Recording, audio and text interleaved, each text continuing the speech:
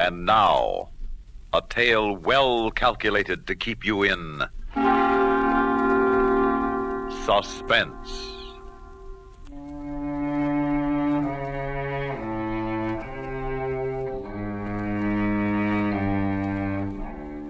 Ten months ago, when I was ill, when I needed her desperately, my wife left me without a word. And then 2 months later, she came back without apology, without remorse, as if nothing had happened between us. But then I needed her no longer. But she came back to stay. And stay she did, despite my anger, despite my hate. Paul, I'm sorry. Truly I am. I'll never leave you again, I promise. Come back to me as I've come back to you. But instead of dissipating my anger, she only made it more intense. Instead of abating my hate, she only made it grow. Her sudden meekness, her vaporish appearance, they only served to irritate me. But even more exasperating was the look of gentle reproach which always seemed to linger in her resentful, horrible eyes. I had a peculiar, terrifying sensation that she could anticipate my every thought, and misjudging my hate as a sign of weakness, she pitied me. Pitied me. As if I needed pity. As if I couldn't live without her. Paul, why don't you eat, Paul? I'm not hungry. But you've hardly touched your dinner. I'm not hungry, I tell you. But you can't go on like this, not eating, not taking care of yourself. Paul, I'm worried about you. Oh, now you're worried about me. Now, when all is over between us. When it's too late. All right, Paul. I won't argue the point. Only don't be angry with me. There's really no reason to be angry. No reason to be angry. Her pretense, her shameless pretense that nothing had happened, that she had never deserted me. For long, endless hours, we sat facing each other across the room with hardly any conversation to break the periods of dreary, oppressive silence. Vainly, I tried to bury myself in the newspaper, read a book, listen to the radio. It was useless. I knew that her eyes, her damn piercing eyes, followed every motion of my hand, the slightest movement of my body, probing, digging into my brain. Gradually, the months went by, and our relationship remained unchanged. A vague, dull fear began to possess me. It grew into a gnawing sense of impending disaster. Whenever she spoke, Paul, I felt the walls were closing in about me, crushing me. Whenever she looked at me, Paul, it's time to go to bed. I felt the room was getting smaller, darker. And in the darkness, her eyes were riveted upon me, blazing, probing, menacing. I was trapped, hopelessly trapped, doomed for the rest of my life to spend my nights in terror, my days in hate. Too late! Too late to do anything about it. Too late to seek out help, to run away. But was it? If she were out of the way, if she should suddenly die, if I killed her. I don't know when the thought first occurred to me, but once there, it grew until it became an obsession which dominated every rational waking moment of my existence. I spent days deliberating the method I would use in taking her life with the least delay, the least chance of discovery, and finally came to the logical, inevitable conclusion. Poison. Oh, I planned the murder with the utmost care and caution. First, I went to a doctor. I didn't use my real name, nor did I give him my right address. You can get dressed now. Yes, doctor. Mr. Bowman, how much do you smoke? Oh, only moderately, doctor. No more than a pack a day. Mm-hmm. Do you take stimulants? Stimulants? Liquor? Oh, only occasionally, doctor. You know, social drinking. Yes. Now, when did you begin getting your headaches? Oh, about 10 months ago. Mm-hmm. But really what bothers me most is my heart. That rushing sensation. Well, you have a functional murmur, Mr. Bowman. Nothing serious. As far as I can determine, there's nothing organically wrong with you. The spastic condition of your stomach, your recurring headaches and palpitations are merely manifestations of a nervous strain. Now, I can prescribe tranquilizers, of course, but frankly, I'd suggest that you... Yes? Can you take a look at the EKG, Doctor? One of the leads isn't working. All right. Excuse me, Mr. Bowman. I'll only be a moment. Well, that's all right, Doctor. Take your time. I'm in no special hurry. I had been waiting for just such a moment. To be alone in a doctor's office within easy reach of blank prescriptions. The prescription pad lay on the table right at my elbow. I tore off a batch of blanks and stuffed them into my pocket. The rest was relatively easy. A reference book in the library, bad handwriting, then the pharmacy, in a section of the town where I was not known and could not be identified. Good evening, sir. Good evening. I'd like to have this prescription filled. Can you do it right away? I'm rather in a hurry. Surely. If you'll have a seat, This prescription is for you. Naturally. Why do you ask? It calls for 30 capsules of morphine sulfate. Was it 30? I didn't know. Yes. May I ask why the doctor prescribed such a Well, it's heavy... a sedative, of course. Why do you stand there and question me as if there's something fishy? Not at all. I only meant... Well, I'm not interested in what you did or didn't mean. If you won't fill this prescription, I'll take it elsewhere. Oh, I didn't say that. I'm sorry if I sounded suspicious, Mr. Bowman. But we must be careful, you know. The law is very strict about this. Morphine sulfate is a sedative, as you say, but it can also act as a poison if used excessively. I didn't know that. Oh, yes. Some people would go to any lengths to get hold of some poison. Oh, I see. Well, then I don't blame you in the least. I'm sorry I lost my temper. You're only doing your job. Exactly. I'm glad you understand, Mr. Bowman. Oh, I do. I understand perfectly. A man in your position has a great responsibility, not only to himself, but more importantly to the general public. That's right. I'll fill this for you right away. You wanted to wait for it, as I remember it, Mr. Bowman? Yes, I'll wait. At last I had it. Now, during the course of the evening, perhaps while she was in the kitchen, all I had to do was slip the poison into her food. Maybe in her wine. We always drank wine with dinner. And then she'd drink it to the last drop. And I would be free and not afraid anymore. That same evening, as I was approaching the home, I ran into the janitor. He was a decent sort of old man, except for one failing. He talked too much. And as usual, he inquired about my health. Good evening, Mr. Vercel. How are you feeling? Fine, thank you. That's good. Glad to hear it. Sure, I'm glad you're feeling okay, Mr. Vercel. If you ever need anything, just let me know. Yes, I will. Now, if you'll excuse me, I must go up. I can't stay here all night, you know. I have other things to do besides... I'm sorry. I didn't mean to be rude, but you see, I'm not myself today. My wife... What about your wife? She's very ill. Well, is she? Yes. That's why I'm in a hurry. She needs me. Oh, sure. I understand, Mr. Vercel. I know how these things are.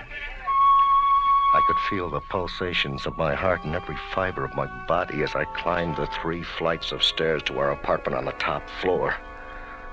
And I could feel and hear nothing else when I saw her standing there. Hello, Paul. I've been waiting for you. You have? Why? Well, dinner will be ready soon, and you know what? I've prepared your favorite dish, chicken cacciatore. Oh, thank you. Thank you, my dear. That was very thoughtful of you. You won't forget the wine, will you? Wine? No, of course not. We always drink wine with dinner. She hadn't forgotten the wine. Now, I had to act quickly, carefully. The poison was in my pocket. As soon as she stepped out of the room, I pulled out the brown bottle, unscrewed the top, emptied the capsules, and poured the contents into her glass. The entire process took no more than 10 seconds. I stirred the wine thoroughly to make sure all the capsules had dissolved, and then sat down and ate my dinner. Will you have some more pie, dear? No, I've had enough. Why don't you Drink your wine. I will. Well, drink it now. I will, Paul. I've never seen you so concerned over me. Not in a long time, not since I went away. Stop talking and drink your wine. All right, dear. It tastes sort of bitter. Oh, nonsense. It's only your imagination. Now stop acting silly. Drink it. But I don't want any more, Paul, really. Will you do as I say? Will you drink that wine? All right, Paul. If you really want me to. There's no reason to be angry. There. Are you satisfied? I was more than satisfied. At last, a few more moments and she'd be dead. But those moments came and went, and nothing happened. She continued talking in the same melancholy, solicitous tone. It was enough to drive a man insane. 10, 15 minutes. They seemed longer than a year, and nothing happened. The poison didn't work.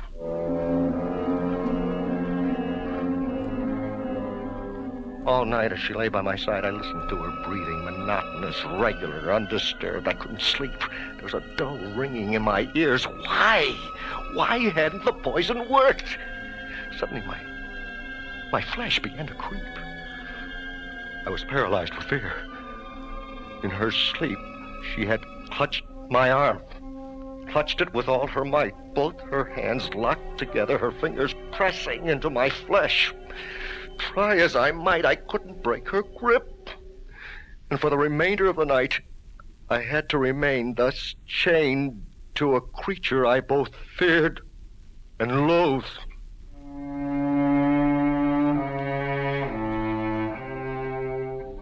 I deliberately came home later than usual the following evening, hoping to avoid meeting the janitor. Perhaps he did suspect something. Perhaps he would attempt to stop me, call the police. I couldn't take that chance. But as I approached the building, there he was.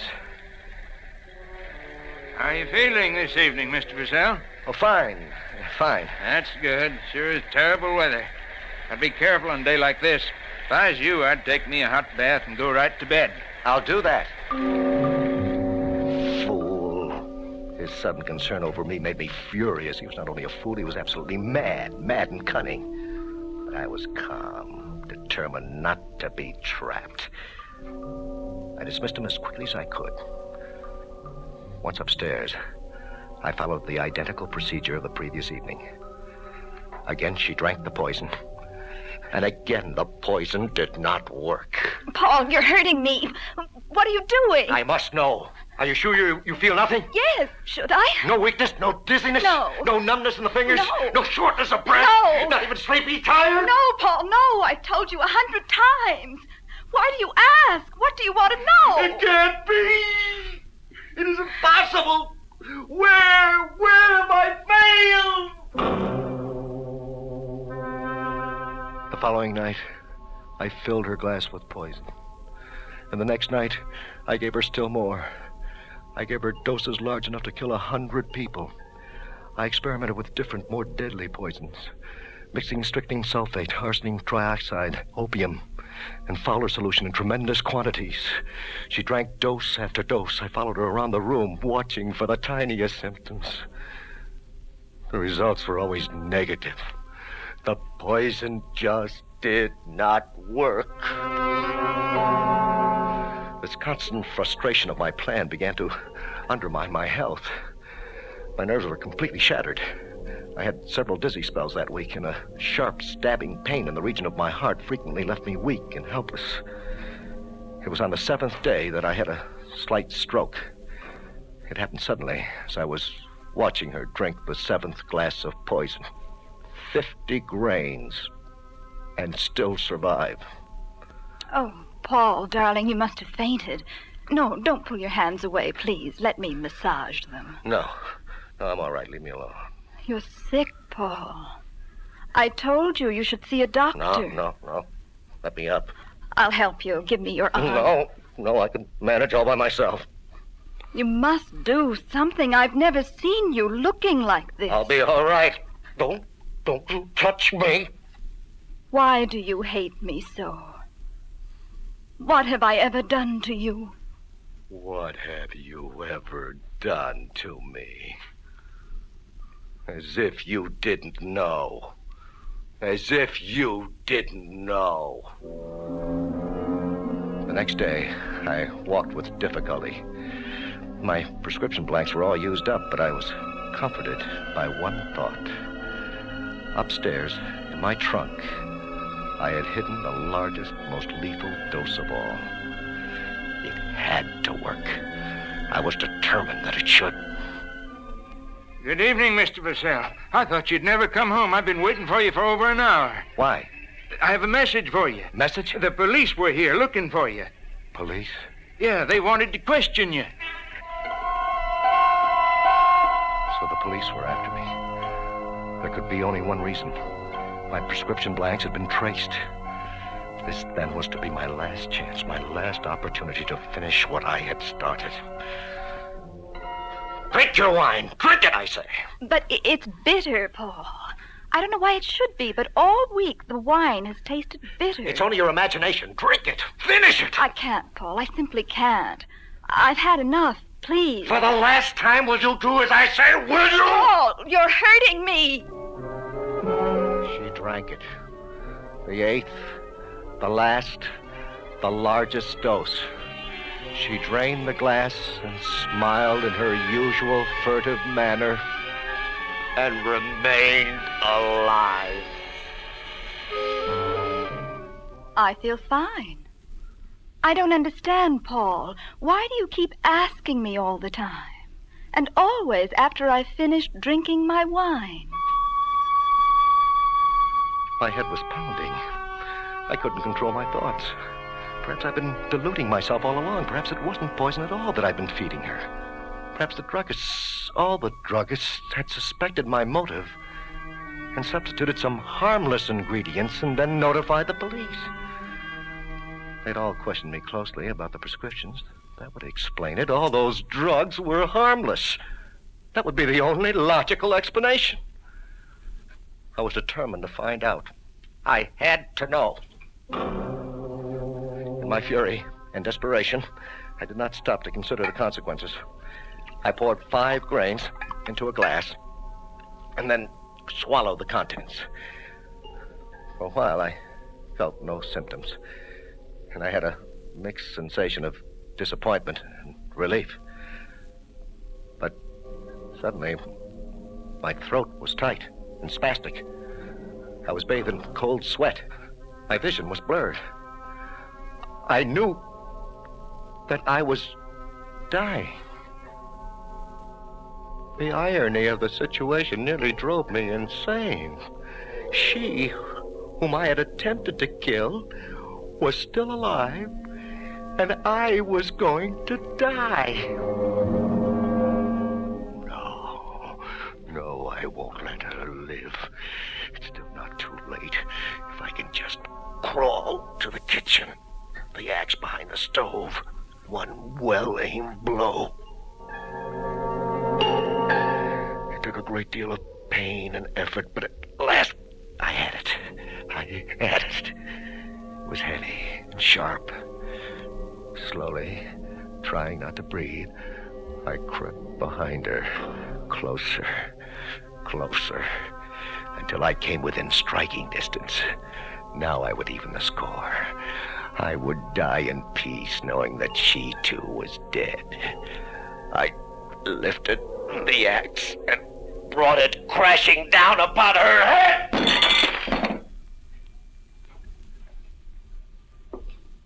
The blade buried itself in the floor, and the impact sent the dishes rattling.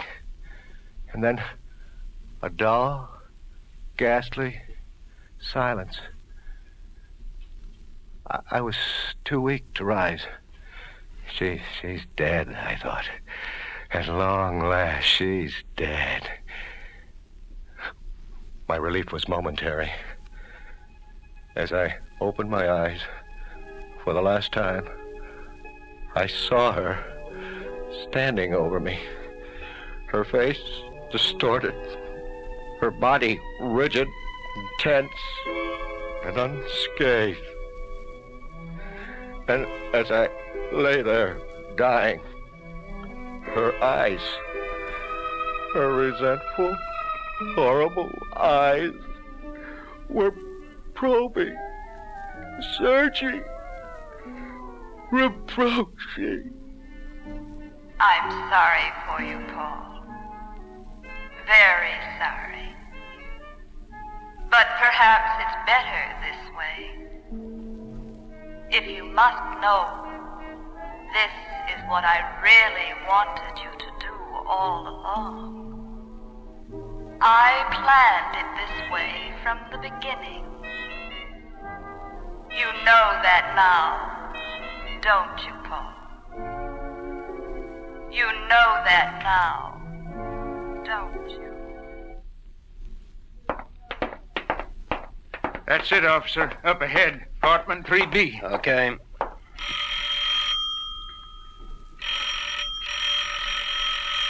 No answer. He's home. I know he's home. I've been out front all the time. You got your pass key? Yeah, I think so. Yeah, here it is. Okay, open up.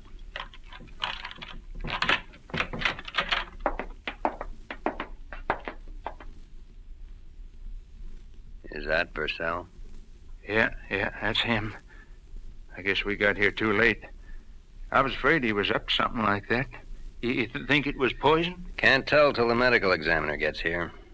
He's been raiding every drugstore in town. Poor Mr. Vercel. He was such a nice man. Up until about 10 months ago, then he went off his rocker. Why do you think he did it? You got any ideas? On account of his wife, I guess. They were the most devoted couple you ever saw. Crazy about each other. Like they just met. Well, where is she? His wife, I mean. We'll have to question her. His wife? Oh, she's dead. She died 10 months ago from childbirth. Both she and the kid. And you know something? From that day on, he was never the same. Kept blaming himself. Kept imagining things. Kept imagining she was still alive. Well, he was batty, all right. Bought enough poison in the last week to kill an army. Poor fella. I guess he wanted to be with her pretty bad. You know, people are going to call this suicide. But me, I'd call it sort of a reunion.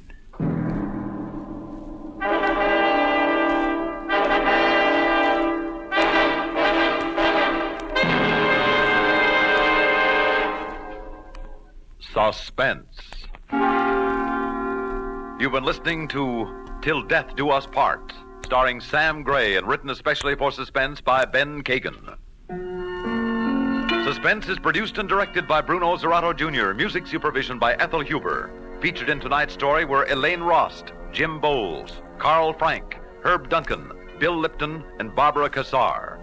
Listen again next week when we return with The Imposters, written by Peter Fernandez. Another tale well calculated to keep you in suspense.